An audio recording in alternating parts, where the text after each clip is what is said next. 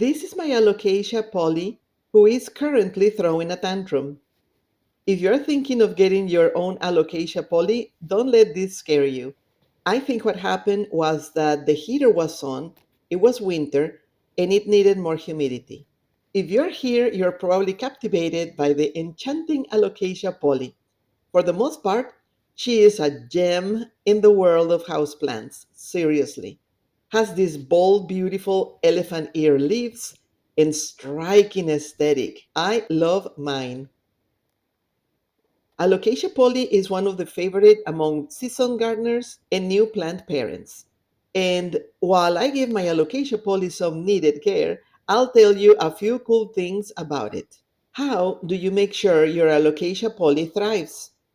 I'll give you some fun facts and answer those burning questions you've got. Is Alocasia Polly hard to care for? Yes and no, but don't let people scare you. The short answer is no, but it does need a little love.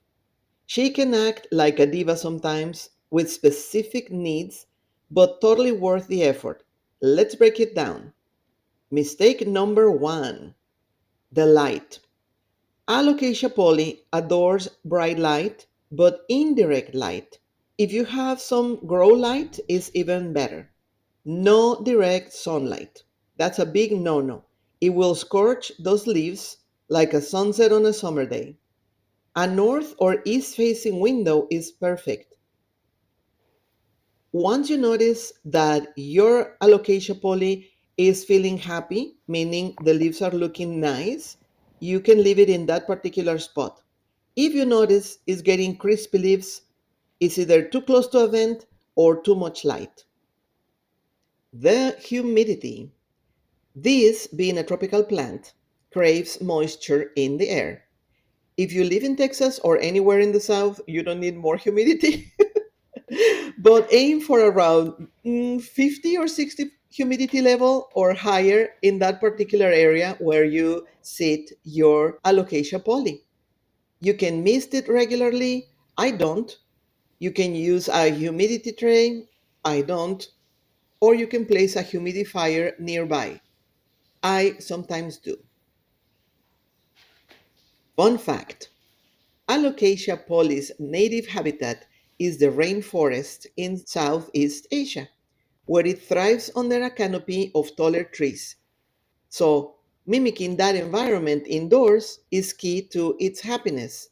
I don't know how this Alocasia Polly thinks she's in that habitat, but hey, she's been happy, she's gonna be happy again. How long do Alocasia Polly plants live? That's one interesting question. Some plants live a long time, some trees live forever, some other plants live only for a season. Some super dedicated plant parents even say they have had their Alocasia Polly plant live longer by keeping them out of trouble.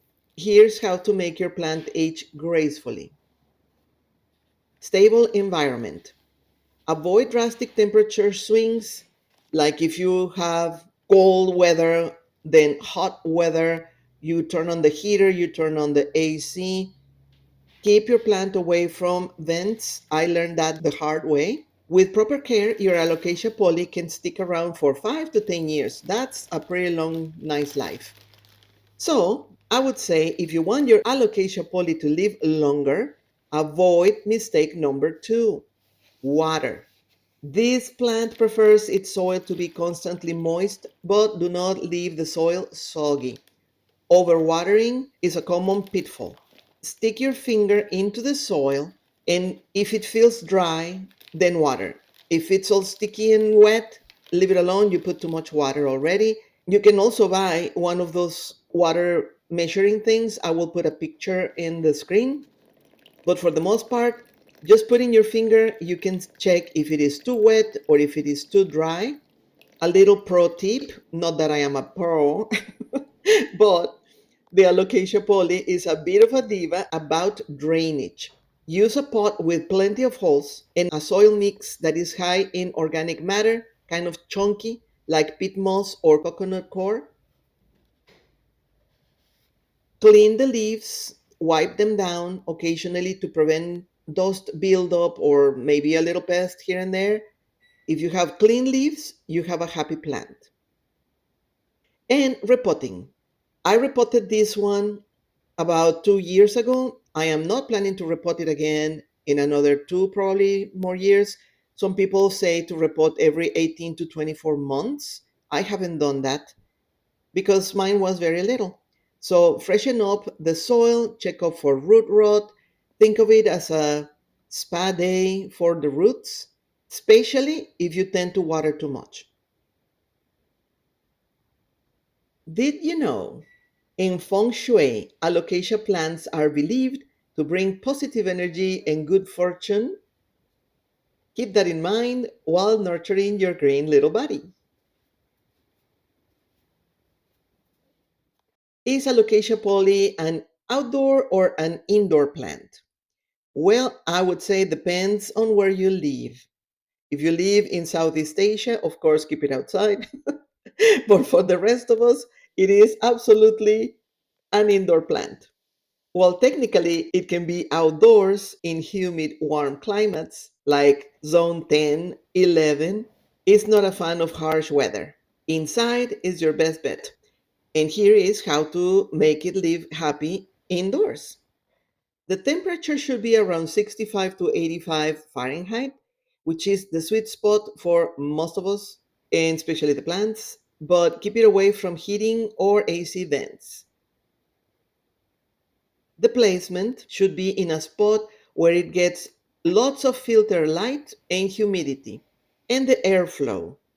Alocasia poly isn't a fan of stagnant air, but a gentle breeze, not a draft, is welcome. In the wild, Alocasia poly grows in clusters under dense tree cover, so it's kind of a shy plant, but it loves to be in outside if it is humid and warm enough. Are Alocasia poly plants fast growers?